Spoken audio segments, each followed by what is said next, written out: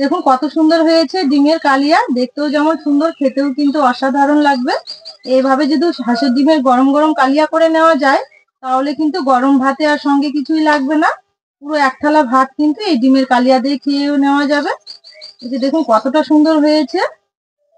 তাই আমার অনুরোধ রইলো এইভাবে একবার ডিমের কালিয়া রান্না করে খাওয়ার। আশা করছি খুব ভালো লাগবে খেতে। নমস্কার বন্ধুরা, আপনাদের সবাইকে স্বাগত জানাই কাজলি ভিলেজ ফুড রান্নাঘরে। আজকে আমি তৈরি করে দেখাবো হাঁসের ডিমের কালিয়া। আপনারা ডিমের অনেক রকমের রেসিপি খেয়েছেন, কিন্তু আজকে আমি যেভাবে ডিমের কালিয়া করব, এইভাবে কালিয়া করে একবার খেয়ে দেখবেন, খেতে কিন্তু খুবই ভালো লাগবে। গরম ভাতে শুধু ডিমের কালিয়া দিয়ে কিন্তু পেট ভরে ভাত খাওয়া যাবে। তাই আমার অনুরোধ রইলো ভিডিওটা না টেনে শুরু থেকে শেষ পর্যন্ত দেখার। আশা করছি আজকের রেসিপিটা দেখতে আপনাদের খুবই ভালো লাগবে। তো ডিমের কালিয়ার জন্য এখানে আমি অনেকগুলো ডিম নিয়েছি। তো ডিমগুলো আগেই সেদ্ধ করে ভালো করে খোসা ছাড়িয়ে পরিষ্কার করে ধুয়ে নিয়েছি। তো এই যে দেখুন ডিমগুলো কিন্তু বেশ বড় বড় বড় সাইজের ডিমগুলো।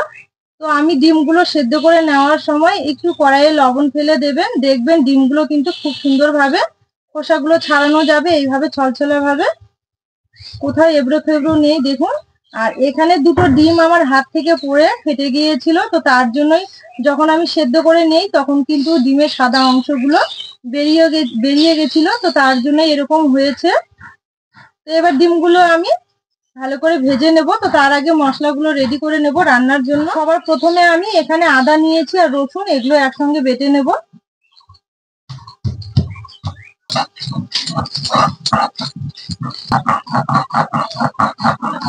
তো দেখুন আদা রসুনটা আমি খুব সুন্দর করে বেটে নিয়েছি, তুলে নেব এবার। তো দেখুন এখানে আমি শুকনো লঙ্কা নিয়েছি পরিমাণ মতো, আর দেব জিরে।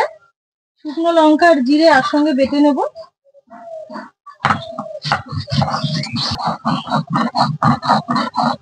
লঙ্কা আর জিরেটাও বেটে নেওয়া হয়ে গেছে, তুলে নেব।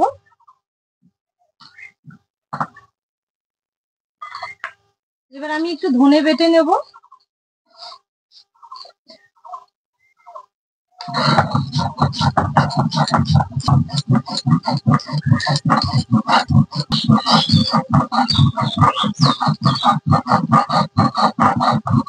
ধনেটাও আমি খুব সুন্দর করে বেটে নিয়েছি, তুলে নেব। এখানে আমি কিছু গরম মশলা নিয়েছি, দারুচিনি, ছোট এলাচ, লং আর গোলমরিচ। এবার এগুলো একসঙ্গে বেটে নেব। এই মশলাগুলো যদি ডিমের কালিয়াতে দেওয়া যায়, দেখবেন খেতে কিন্তু খুবই ভালো লাগে আর খুব সুন্দর একটা সেন্ট হয়। তো দেখুন গরম মশলাগুলো খুব সুন্দর করে বেটে নিয়েছি, তুলে নেব। এদিকে সম্পূর্ণ মশলাগুলো আমি বেটে নিয়েছি রান্নার জন্য যা যা মশলা লাগবে। আর ডিমগুলো আমি খুন্তি দিয়ে চারিদিকে একটু চিড়ে দিয়েছি, তাহলে কিন্তু ভেজে নেওয়ার সময় তেল মশলা রান্নার সময় সবকিছু ঢুকবে, খেতেও খুব ভালো লাগবে। তো এবার উনুন ধরিয়ে ডিমগুলো ভেজে নেব। উনুন ধরিয়ে কড়াই বসিয়ে দিয়েছি, কড়াই গরম হয়ে গেছে। এবার সর্ষের তেল দেব।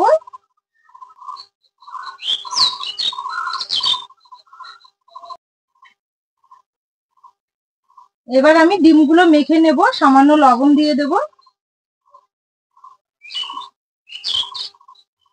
আর দেবো একটু হলুদ গুঁড়ো,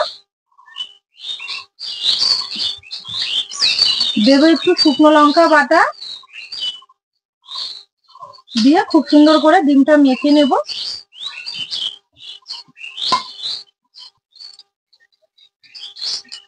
এবার আমি ডিমগুলো তেলের মধ্যে ছেড়ে দেব।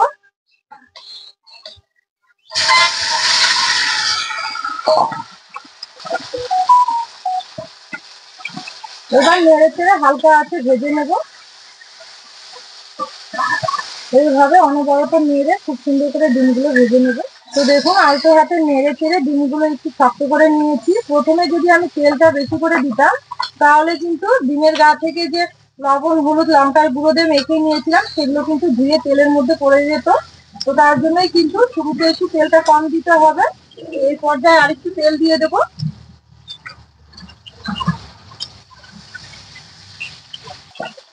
তো দেখুন নেড়ে চেড়ে খুব সুন্দর করে আমি ডিমগুলো ভেজে নিয়েছি। আর হাঁসের ডিম একটু ভালো করে ভেজে নিতে হবে। তো আমার ভেজে নেওয়া হয়ে গেছে। এবার তুলে নেব।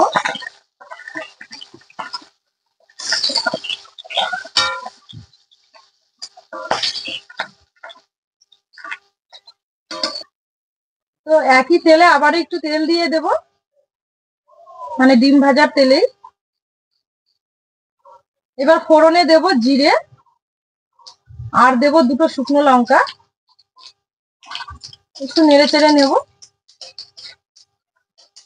এবার এতে দেব আমি পেঁয়াজ কুচি।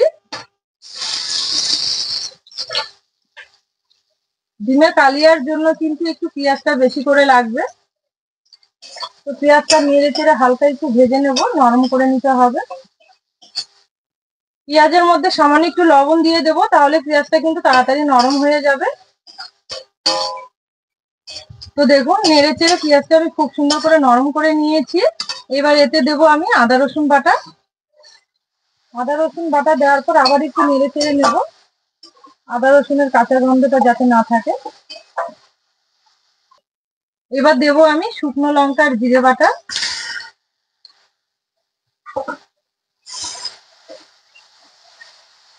দেওয়ার পর নেড়ে চেড়ে নেবো। আর দেবো ধনে বাটা। মানে সম্পূর্ণ মশলাগুলোই আমি একে একে দেবো, আর এইভাবে একটু নাড়তেই থাকবো। এবার আমি মশলা ধোয়া জলগুলো দিয়ে দেবো। দেওয়ার পর নেড়ে চেড়ে মশলাটা খুব সুন্দর করে ফ্রাই করে নেব। তো দেখুন মশলা থেকে তেল ছেড়ে দিয়েছে আর খুব সুন্দর করে ফ্রাই করে নিয়েছি। এবার আগে থেকে দুটো টমেটো কেটে নিয়েছিলাম, সেই দুটো দিয়ে দেবো। দেওয়ার পর নেড়ে চেড়ে আবারও কষিয়ে নেব। এবার দেব আমি স্বাদ মতো লবণ,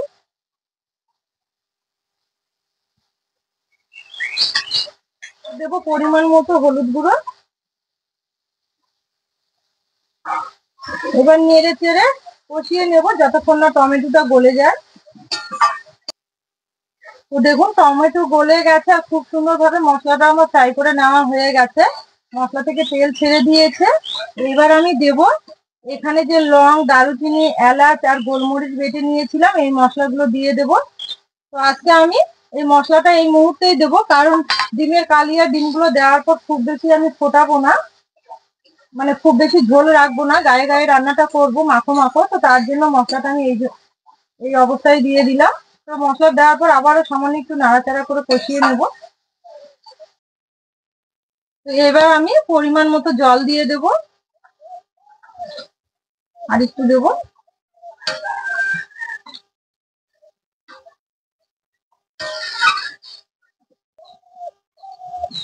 তো দেখুন ঝোলটা আমি এই পরিমাণে রেখেছি। তো এই ঘন করে আজকে রান্নাটা করতে হবে, ডিমের কালিয়া একটু ঘন করে করলেই কিন্তু খেতে খুব ভালো লাগবে। তো এবার নেড়ে চেড়ে আবারও একটু ভালো করে ফুটিয়ে নেব, তারপরেই কিন্তু আমি ডিমগুলো ছেড়ে দেব। তো দেখুন ঝোল কিন্তু টকবক করে ফুটতে শুরু করেছে। এবার এই মুহূর্তে আমি ভেজে রাখা ডিমগুলো দিয়ে দেব, আবার একটু নেড়ে চেড়ে ফুটিয়ে নেব। তো দেখুন ডিমগুলো দেওয়ার পর আবারও নেড়ে চেড়ে খুব ভালো করে ফুটিয়ে নিয়েছি। এবার হয়ে গেছে, নামিয়ে নেব। এবার থালাতে ঢেলে নেব। আর ডিমের কালিয়া থেকে কিন্তু খুব সুন্দর একটা গন্ধ ছেড়েছে, দারুণ লাগছে। দেখুন কতটা সুন্দর হয়েছে রান্নাটা। তো দেখুন কত সুন্দর হয়েছে ডিমের কালিয়া রান্না। এইভাবে যদি ডিমের কালিয়া রান্না করে নেওয়া যায় তাহলে কিন্তু গরম ভাতে আর কিছু লাগবে না, খেতে কিন্তু অসাধারণ লাগবে। এইভাবে অবশ্যই একবার রান্না করে খেয়ে দেখবেন, খেতে খুব ভালো লাগবে। তাহলে বন্ধুরা দেখলেন আজকে আমি হাঁসের ডিমের কিভাবে কালিয়া রান্না করলাম। এইভাবে একবার রান্না করে খেয়ে দেখবেন, খেতে কিন্তু অসাধারণ লাগবে। গরম ভাতে আর সঙ্গে কিছু লাগবে না, এইভাবে হাঁসের ডিমের কালিয়া করলে কিন্তু এক থালা ভাত খেয়ে নেওয়া যাবে। তাই আমার অনুরোধ রইলো এইভাবে একবার রান্না করে খাওয়া। আমার এই রেসিপি গুলো যদি আপনাদের ভালো লেগে থাকে তাহলে অবশ্যই আমার চ্যানেলটি সাবস্ক্রাইব, লাইক, শেয়ার করার অনুরোধ রইলো। আর যারা ফেসবুক পেজ থেকে দেখছেন পেজটা ফলো করবেন। আজকের ভিডিওটা এখানেই শেষ করলাম। সবাই খুব ভালো থাকবেন, সুস্থ থাকবেন, সাবধানে থাকবেন। আবার দেখা হবে এরকম নতুন কোনো রেসিপি নিয়ে।